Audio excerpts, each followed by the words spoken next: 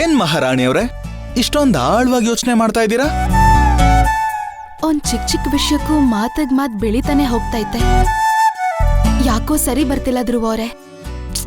ನನ್ನ ಇನ್ನೇನ್ ಮಾಡು ಅಂತ ಹೇಳ್ತೀರಾ? ಸರಿ, ನಾನೇನೋ ಹೇಳ್ತೀನಿ, ಹಾಗ್ ನೀವ್ ಮಾಡ್ತೀರಾ? ಗ್ಯಾರಂಟಿ ಕೊಡಕ್ಕಾಗಲ್ಲ, ಬಟ್ ಟ್ರೈ ಮಾಡ್ತೀನಿ. ನೀವ್ ಅತ್ತೆ ಹತ್ರ ಸ್ವಲ್ಪ ಸಮಾಧಾನವಾಗಿ ಮಾತಾಡಿ. ಪಾಪ ಅತ್ತೆ. ಅತ್ತೆ ಪಾಪನೆ, ಸರ್ಸು ಪಾಪನೆ. ಆದ್ರೆ ಆ ತುಳಸಿ ಇದ್ದಾಳಲ್ಲ, ಅವಳಿಂದನೇ ಇದೆಲ್ಲ ನಡೀತಿರೋದು. ಆದ್ರೂ ಯಾಕೆ ನಮ್ಮಮ್ಮನ್ಗೆ ಆ ತುಳಸಿ ಎಂತವಳು ಅಂತ ಇನ್ನೂ ಅರ್ಥ ಆಗ್ತಿಲ್ವೋ?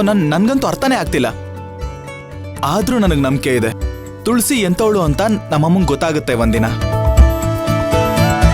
ಅವಾಗೆಲ್ಲ ಸರಿ ಹೋಗುತ್ತೆ.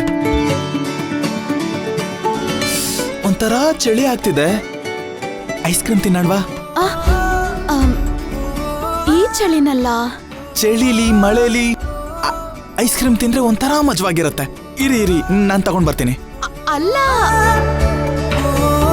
ನಿಮಗ್ ಗೊತ್ತಿಲ್ಲ ಧ್ರುವ ಅವ್ರೆ, ಅತ್ತೆ ಷರತ್ ಹಾಕೊಂಡ್ ಬಂದಿರೋದೇ ನಾನ್ 1 ತಿಂಗಳಾದ್ಮೇಲೆ ಮನೆ ಬಿಟ್ಟು ಹೋಗ್ಬೇಕು ಅಂತ. ಅದನ್ನ ನಾನ್ ನಿಮಗ್ ಹೇಳಕ್ ಆಗ್ತಿಲ್ಲ. ಇನ್ನ ಅವ್ರ ಮನ್ಸಲ್ಲಿ ಹೇಗ್ ಜಾಗ ಸಿಗತ್ತೆ ಹೇಳಿ? 2 ಕೋನ್ ಐಸ್ ಕೊಡಿ ಅಣ್ಣ. ಅಕೌಂಟಿಗೆ ಬರ್ಕೊಂಬಿಡಿ, ಇನ್ಮೇಲೆ ರೆಗ್ಯುಲರ್ ಆಗಿ ಬರ್ತೀನಿ. ನನ್ನ ಹೆಂಡತಿ ಅವಳು. ತಗೊಳ್ಳಿ. ನೋಡಿದ್ರ, ನಾವು ಮಾತ್ರ ಅಲ್ಲ, ಎಷ್ಟು ಜನ ಐಸ್ ಕ್ರೀಮ್ ತಗೊಂಡು ಹೋಗ್ತಾ ಇದ್ದಾರೆ. ಹೌದು ಧ್ರುವ ಅವ್ರೆ, ನನ್ಗೂ ಆಶ್ಚರ್ಯ ಆಗ್ತಿದೆ. ಬೆಂಗಳೂರಿಗೆ ಬಂದಾಗ ಆಗ್ತಿದ್ದ ಆಶ್ಚರ್ಯದಲ್ಲಿ ಇದು ಒಂದು. ಹಾಗಾದ್ರೆ ದಿನ ಇಲ್ಲಿಗೆ ಬರೋಣವಾ? ಇದೇ ತರ ಐಸ್ ಕ್ರೀಮ್ ತಿನ್ಕೊಂಡು ರಾತ್ರಿ ಎಲ್ಲ ಓಡಾಡ್ಕೊಂಡು ಹೋಗೋಣ, ಓಕೆನಾ? ಹಾ, ನನ್ಗೆ ಇವಾಗ ಅರ್ಥ ಆಗ್ತಿದೆ.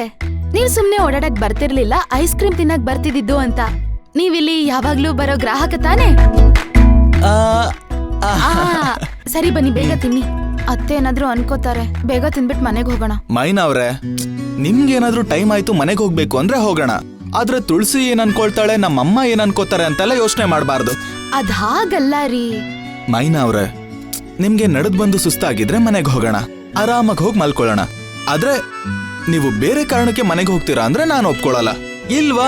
ಹೀಗೇ ನಡೀತಾ ಇರೋಣ. ನಿಮ್ ಜೊತೆ ನಾನ್ ಎಷ್ಟು ನಡೆದ್ರು ನನ್ಗೇನು ಅನ್ಸಲ್ಲ. ಹಾಗಾದ್ರೆ ನೈಟ್ ಔಟ್ ಮಾಡೋಣವಾ? ಅಂದ್ರೆ ನಡ್ಕೊಂಡು ಹೋಗ್ತಾ ಇರೋಣ.